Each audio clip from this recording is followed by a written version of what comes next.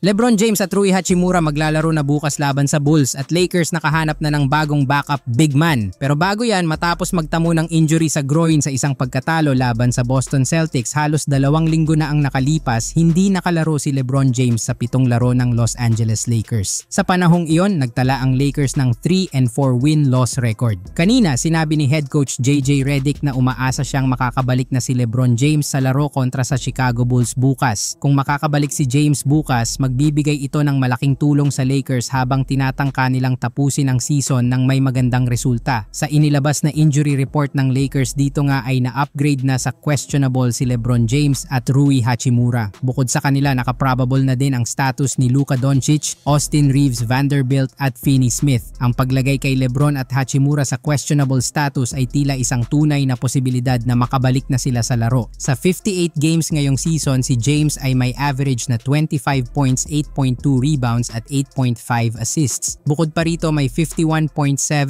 shooting percentage siya mula sa field at 38.4% mula sa 3-point line. Kapag healthy, si LeBron ay isa pa rin siya sa mga pinakamahusay na manlalaro sa NBA at isa pa rin siya sa mahalagang player ng Lakers. Sa natitirang ilang linggo ng season, hawak ng Lakers ang number 4 seed sa Western Conference. Ngunit isang laro lamang ang kanilang agwat mula sa Denver Nuggets para sa number 3 seed. Sa posibilidad ng pagbabalik ni James, tiyak na magkakaroon ng momentum ang Lakers papunta sa playoffs.